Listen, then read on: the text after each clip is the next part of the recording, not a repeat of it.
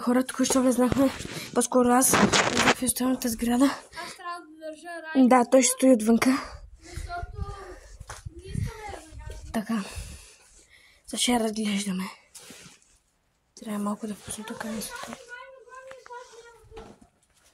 Така. Разцераска си има. Моля само да не изкочи някой пух, защото ще се насера от страх. Казвам ви, хора.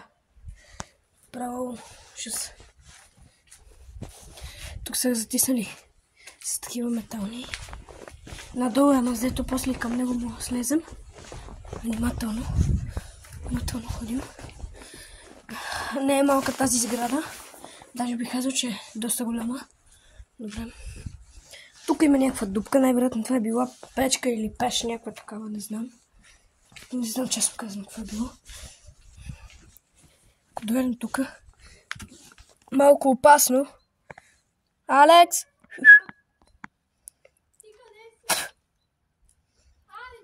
Да. Как се качи? Ето има път към втория етаж, той има стълби. Добре. Сега продължаваме да разглеждаме. Идваме насам. Има още една тераса. Добре, има хубава гледка малко там към тази горичка. Тя малко се едно изгоряла, ама хубава е става. Той нещо ми говори, аз не го чувам. Чакайте малко. Какво? Какво? Къде си? През коя ограда? Там е щупена оградата. Ми добре, отивай. Не. Не мога, чакай, аз сам отивам. Да. Като цяло това е на последния етаж, мисля, че няма друг, да. Има таван, обаче на този таван малко трудно се кача. Добре, следва една от най-страшните неща. Слизам долу в мазето. Пускам съм се третата, добре. Слизам долу към мазето. Пожелайте ми късмет, защото наистина е много страшно.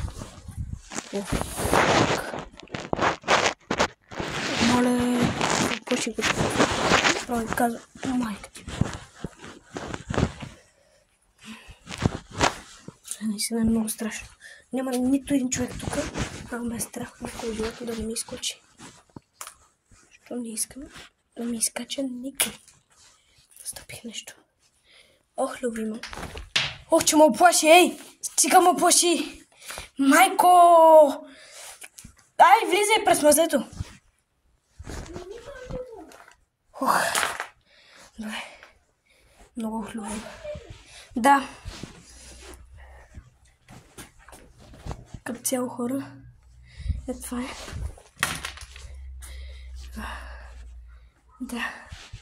Това е мазето. Добре, сега съм по-спокойна. Алекс! Алекс! Хвани! Хвани, ма не му снимай. Излизам.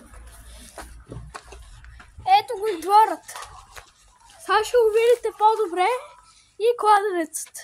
Тук е терасата и може да влезем оттатък. Тук е растителността. Дай да ходя да видя кладенеца как изглежда. Аз ще отида. И аз, идвай с мен. Не. Че има бодлива тел. Не ме бутай, само защото не искам да се набуда. Намоклих се. Няма нищо. Че той не е никак дълбок, само не трябва да си опускам телефона. Ще малко завърта.